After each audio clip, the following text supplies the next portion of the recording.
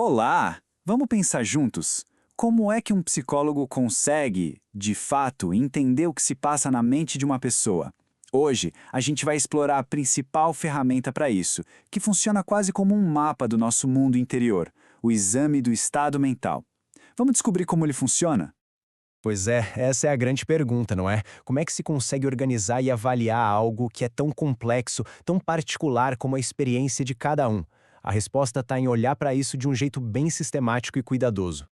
E essa resposta tem nome. É o Exame do Estado Mental, ou EEM. Pense nele como uma espécie de GPS que guia o profissional de saúde mental. Durante uma avaliação, o olhar não vai para um ponto só, mas sim para o cenário completo. O jeito que a pessoa se comporta, aquilo em que ela acredita, o humor dela e, claro, todos os detalhes do funcionamento da mente. Para começar a desenhar esse mapa, a gente precisa primeiro checar a fundação, o alicerce de tudo.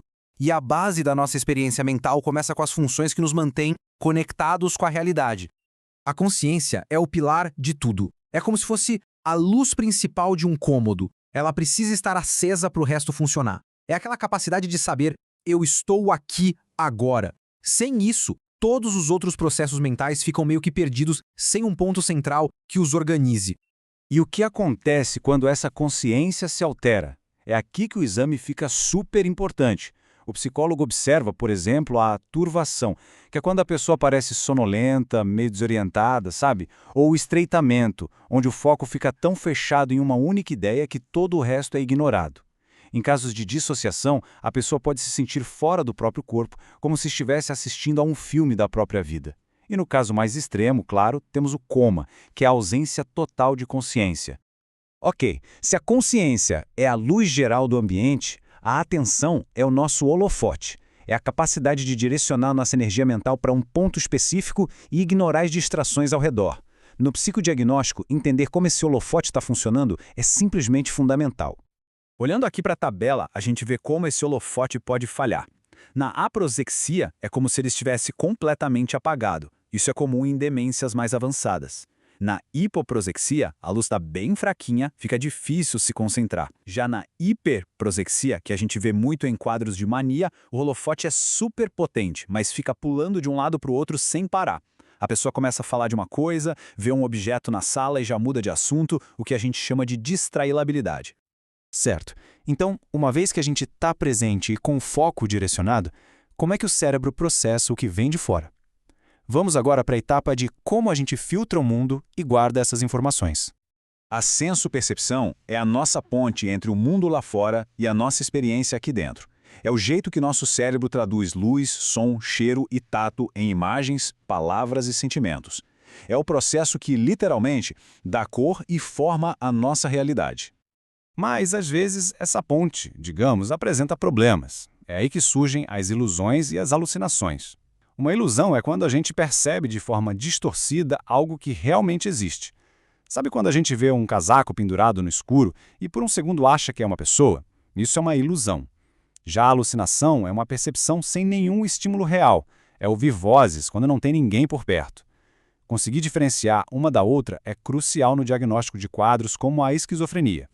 Depois de perceber o mundo, a gente precisa guardar essas experiências. E é aí que entra a memória, a nossa biblioteca pessoal. Ela não só guarda o passado, mas ela permite que a gente entenda o presente e consiga planejar o futuro. Sem a memória, o nosso senso de quem a gente é fica todo fragmentado. E a memória não é só lembrar, viu? É um processo com 3 etapas. Pense em quando se conhece alguém. A fixação é o momento em que se ouve e registra o nome da pessoa. A evocação é quando mais tarde se tenta puxar esse nome da memória. E o reconhecimento é quando se vê a pessoa de novo e pensa, ah, claro, é o João. Qualquer falha em uma dessas 3 etapas já compromete todo o processo. E essa nossa biblioteca pode ter vários problemas. A amnésia seria a estante completamente vazia, a perda total. A hipomnésia é a estante com poucos livros, uma memória mais fraca, o que é comum em quadros de depressão, por exemplo. A hipermnésia é a estante explodindo de livros, uma capacidade de evocar coisas de forma exagerada. E a dismnésia é um termo mais geral para qualquer distorção, tipo ter certeza absoluta que algo aconteceu de um jeito quando na verdade foi de outro.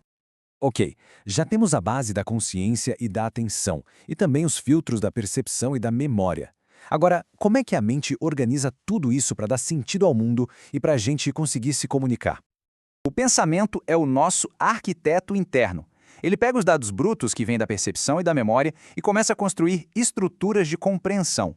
É o que nos permite criar conceitos, fazer julgamentos e montar raciocínios lógicos para a gente poder navegar pela vida. Agora, e quando a arquitetura desse pensamento falha? Aí podem surgir os delírios. A imagem aqui ajuda a gente a entender. Existe a realidade que todo mundo compartilha, a ponte onde todos concordam que tem um rio. O delírio é a crença de que se está em outro lugar, uma convicção muito particular e que não se abala, que não tem base na realidade. Identificar esses delírios de perseguição, de grandeza, é uma parte essencial do exame. Bom, se o pensamento é o arquiteto, a linguagem é a planta da construção, é o projeto que a gente consegue ver. É o jeito que nossos pensamentos internos se tornam algo concreto, que pode ser compartilhado.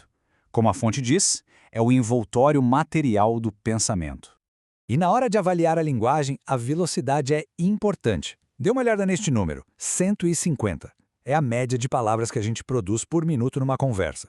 Mas como isso é possível? A resposta está na complexidade incrível do nosso cérebro. Para chegar naquelas 150 palavras, ele escolhe, em questão de milissegundos, de um universo de mais ou menos 50 mil palavras. É uma coisa impressionante. E no exame, o psicólogo fica atento às falhas nesse processo. Um discurso muito lento, ou então muito rápido e sem conexão, o que a gente chama de fuga de ideias, ou até a dificuldade de encontrar as palavras certas. Tudo isso pode indicar diferentes quadros clínicos. Chegamos então à etapa final do nosso mapa, onde tudo se junta. Agora a gente fala das funções que dão a cor ao nosso mundo emocional e que definem nossa capacidade de agir sobre ele. A afetividade é o tempero da nossa vida mental, é a nossa resposta emocional, o que a gente sente quando nossas necessidades de segurança, de amor, de reconhecimento são atendidas ou, claro, frustradas. Ela é o motor por trás de muitas das nossas ações e decisões. E por fim, a inteligência. O exame mental nos mostra que ela não é uma habilidade isolada, tipo ser bom em matemática. Ela é a grande síntese.